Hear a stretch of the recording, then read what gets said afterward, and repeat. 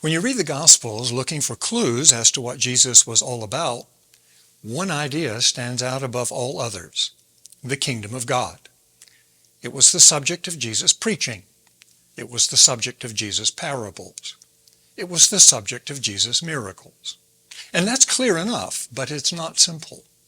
You see, there is nothing in this world to which we can point and say, there it is, the kingdom of God.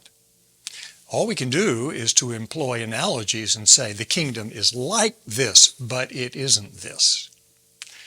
That's why Jesus preferred to talk about the kingdom in parables. They gave him a way of talking about another world, which is what the kingdom really is, by referring to ordinary things in this world.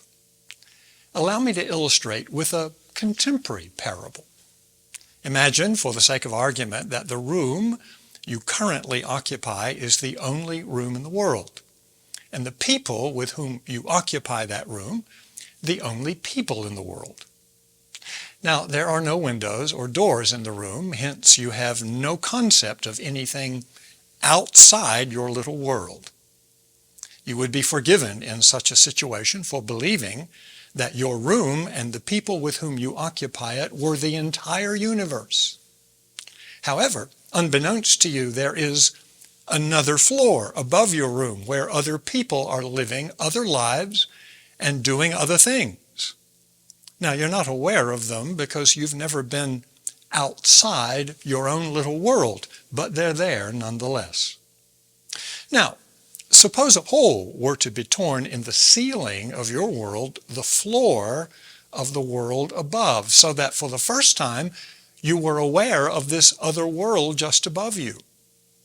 And suppose some in your world began to call up to the people in the room above, interacting with them, learning all sorts of strange and wondrous things utterly inconceivable in your world. Indeed, you discover, to your amazement, that the people in the room above live their lives according to entirely different rules than those which govern life in your world. In the room above, the poor are not regarded as a drain on the system, but are rather precious and prized. The old and the sick are honored and valued rather than warehoused and discarded. In this world, if one makes a promise, one keeps it, even if it's inconvenient or difficult. And in this world, it's okay to suffer for doing the right thing. What a strange world.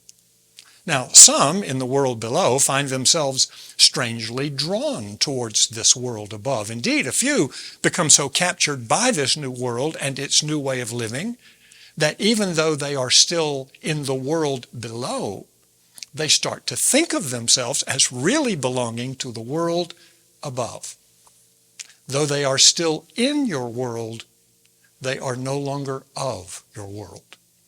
The knowledge of the room above, having broken through into their world, has changed them forever. Now, when Jesus says, kingdom of God, that's what he means. A community of people, both local and global, who've caught sight of and been captured by the room above. And though still in this room, they are no longer of it. They are rather an outpost, an enclave, an embassy, if you will, in this room of the room above. This embassy of the room above is what Jesus called the church. And so let me summarize by saying two important things. First, the kingdom at cross purposes, we might say, with the kingdoms of this world, is a countercultural reality. While its citizens are still in the world, they are no longer of it. And second, there is a tension in Jesus' proclamation that is at once spatial, heaven and earth, and temporal, already, not yet. The word we use to describe this tension is eschatological. It means that the kingdom is another world breaking in and breaking through into this world, not yet fully and finally, but nonetheless real. He who has ears to hear, let him hear. Till next time, take care. God bless.